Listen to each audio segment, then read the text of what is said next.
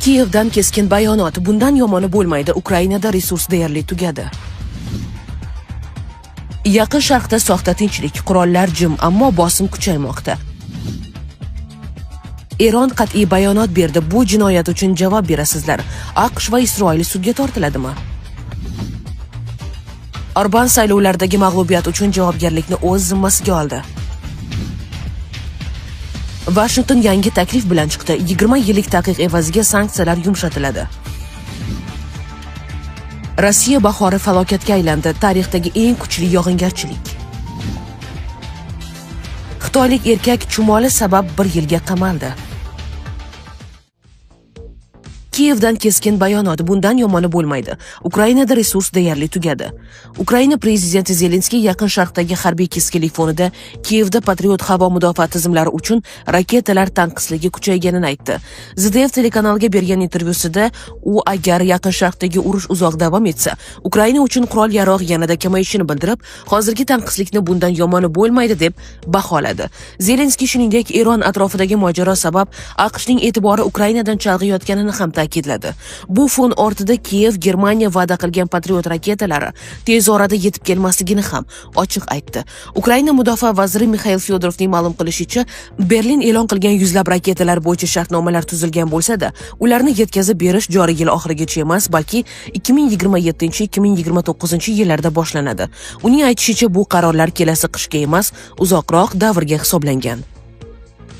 Rasmiy axborotda Germaniya tomonidan Patriot tizimlari uchun yuzlab raketalar bo'yicha shartnoma tuzilgani, Ispaniya esa Patriot tizimlari uchun raketalar yetkazib berishi qayd etilgan. Biroq Kiyev uchun asosiy muammo shundaki, bu yordamning bir qismi zudlik bilan emas, faqat keyingi yillarda yetib keladi.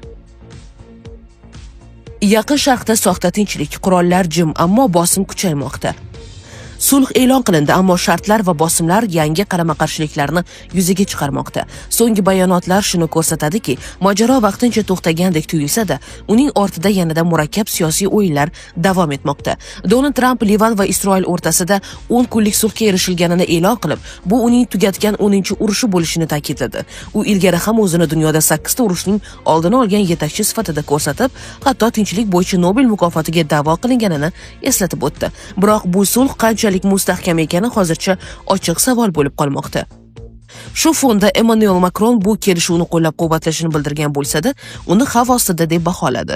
Uning fikricha, davom etayotgan harbiy harakatlar sulhni istalgan vaqtda buzishi mumkin. Macron barcha tomonlarni tinch aholini himoya qilishga chaqirib, ayniqsa Hizbulloh qurolni topshirishi, Isroil esa Livan suverenitetini himoya qilishi kerakligini ta'kidladi. Yana boshqa tomondan Kir Starmer global darajadagi muhim masalaga, Hormuz bo'g'ozi xavfsizligiga e'tibor qaratdi. Unga ko'ra, bo'g'oz hech qanday shartlarsiz va darhol ochilishi kerak, chunki bu global energetika va savdo oqimlari uchun hal qiluvchi ahamiyatga ega. Starmer Macron bilan birgalikda ko'p millatli tashabbus orqali dengiz navigatsiyasi erkinligini himoya qilishga tayyor ekanligini bildirdi. U shuningdek minalarni tozalash operatsiyalarini qo'llab-quvvatlash zarurligini ham qayd etdi. Eron qat'iy bayonot berdi. Bu jinoyat uchun javob berasizlar. AQSh va Isroil sudga tortiladimi? Eron AQSh va Isroilni mamlakat rahbariyatining o'ldirilishi uchun javobgarlikka tortmoqchi. Biz buni qilishimiz kerak. O'ylaymanki, nafaqat Eron, balki butun xalqaro jamiyat javobgarlikka tortishni so'ramoqda. Chunki AQSh va Isroilning qilmishi xalqaro tinchlik va xavfsizlikka qarshi jinoyatdir. Bu urush jinoyati, insoniyatga qarshi jinoyat, deydi Baqoyi. Uning tushuntirishicha, Jeneva konvensiyasining 1-moddasiga ko'ra, barcha davlatlar xalqaro gumanitar huquqqa rioya qilish va rioya etilishini ta'minlash majburiyatini oladilar. AQSh va Isroil tomonidan sodir etilgan vahshiyliklar ushbu tamoyillarni buzgani sababli, menimcha BMTga a'zo barcha davlatlar AQSh va Isroilni javobgarlikka tortishga chaqirishi kerak deb qo'shimcha qildi u. Eronga kelsak, bu barcha eronliklar tomonidan doimiy chaqiriq bo'ladi va biz butun ichki tizimimizdan, shuningdek, ularni Eron xalqiga qarshi sodir etgan dahshatli jinoyatlari uchun javobgarlikka tortish uchun xalqaro huquqdan foydalanamiz, deydi u. Orban saylovlardagi mag'lubiyat uchun javobgarlikni o'z zimmasiga oldi. Vengriya bosh vaziri Viktor Orban parlament saylovlaridagi mag'lubiyat uchun javobgarlikni o'z zimmasiga oldi va natijalarni tahlil qilishga va'da berdi. Raqamlar o'zi gapiradi. Bu aniq mag'lubiyat. Biz 2.3 million ovoz oldik, raqibimiz esa 3 million ovoz oldi, deydi u Patriota portaliga bergan intervyusida. Uning so'zlariga ko'ra, Fidesz partiyasining maqsadi 3 million ovozni olish edi. Shunda uning siyosiy kuchi mamlakatni yangilash uchun yetarli bo'ladi, biroq ularning saylovoldi tashviqoti saylovchilar ishtiroki oldingi saylovlardagidek 70% dan sezilarli oshmaydi degan taxminga asoslangan edi. Siyosatchi mag'lubiyat uchun mas'uliyatni o'z zimmasiga oldi va ilgari ovoz bermagan, ammo yangi kelgan saylovchilar nima sababdan unga qarshi ovoz berganini tahlil qilishga va'da berdi. U o'zining asosiy muvaffaqiyatsizligini Pakish atom elektr stansiyasi qurilishining to'liq yakunlanmagani deb bilishini aytdi. Orbanning ta'kidlashicha, agar AES qurib bitkazilganida bugun Vengriya iqtisodiyoti ancha yaxshi ahvolda bo'lardi.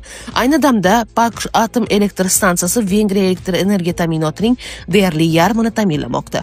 Rosatom bilan hamkorlikda boshlangan loyihaga ko'ra, ikkita yangi energiya bloki ishga tushirilgandan so'ng bu ulush 2 baravar ko'payishi kutilmoqda. Mamlakat rahbariyati yadro energiyasi energiya xavfsizligini ta'minlashning kaliti ekanligini bir necha bor ta'kidlagan.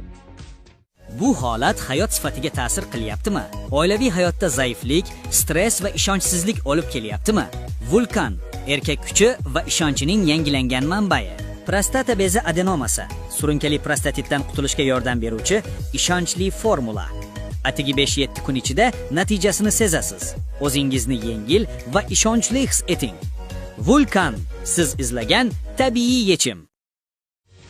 Washington yangi taklif bilan chiqdi. 20 yillik taqiq evaziga sanksiyalar yumshatiladi. AQSh Pokistonda bo'lib o'tgan tinchlik muzokaralari chog'ida Erondan 20 yil davomida uranni boyitmaslikka rozi bo'lishni so'radi. Washingtonning ushbu taklifi Tehronga nisbatan ilgari surilgan avvalgi qat'iy talablarning biroz yumshatilganini anglatadi. AQSh uran boyitilishi Tehronga yadro qurolini yaratish imkoniyatini berishidan xavotirda. AQSh vitse-prezidenti J.D. Vance 12 aprel kuni Eron bilan muzokaralarda biroz yumshoqlik ko'rsatganini ma'lum qildi. Biroq Tehron urushni tugatishga qaratilgan ushbu yadroviy kelishuv taklifini rad etgan. Ilgari Washington Erondan uranni mamlakat ichida boyitish huquqidan butunlay voz kechishni va ushbu material bo'yicha faqat xorijiy importga tayanishni talab qilib kelgandi. Manbalardan birining so'zlariga ko'ra, 20 yillik moratoriy evaziga Eronga nisbatan qo'llangan sanksiyalar yumshatilishi ko'zda tutilgan. Ushbu taklif muhim bir savolni o'rtaga tashlamoqda. 20 yillik muddat tugagach, Eron uranni o'zi xohlagancha boyitishda erkin bo'ladimi yoki qandaydir cheklovlar saqlanib qoladimi? Hozircha bu masala ochiq qolmoqda deyiladi xabarda. Eron rasmiylarining ta'kidlashicha, Tehron uranni boyitishni bor yo'g'i bir necha yilga to'xtatib turishni taklif qilgan. Shuningdek, Eron AQShning o'z ixtiyoridagi yuqori darajada boyitilgan uran zaxiralarini xorijga chiqarib yuborish haqidagi talabini ham qat'iyan rad etgan. Rossiya bahori falokatga aylandi. Tarixdagi eng kuchli yog'ingarchilik. 17 aprel kuni Dog'istonning tog'li hududidagi Levashin tumani Quyi Ubeximaki qishlog'ida katta ko'chki yuz berdi. Ma'lumotlarga ko'ra, ko'chkining uzunligi bir necha kilometrni tashkil etgan. Hodisa hududda kuchli yog'ingarchilik fonida yuz bergan bo'lib, tabiiy ofatning ko'lami katta ekani aytilmoqda. Ko'chki qayd etilgan videolarda ba'zi uylarning ham butunlay qulab tushgani aks etgan. Ma'lumot uchun, Dog'iston 2026-yil bahorida mamlakat tarixidagi eng kuchli yog'ingarchiliklar bilan yuzlashdi. Oqibatda bir qator hududlarda kuchli sel oqimlari kuzatildi. Suv omborlari to'lib toshdi. Hozirda hududda qutqaruv xizmatlari ish olib bormoqda. Zarar ko'rgan hududlarda vaziyatni barqarorlashtirish choralari ko'rilmoqda. Xitoylik erkak chumoli sabab 1 yilga qamaldi.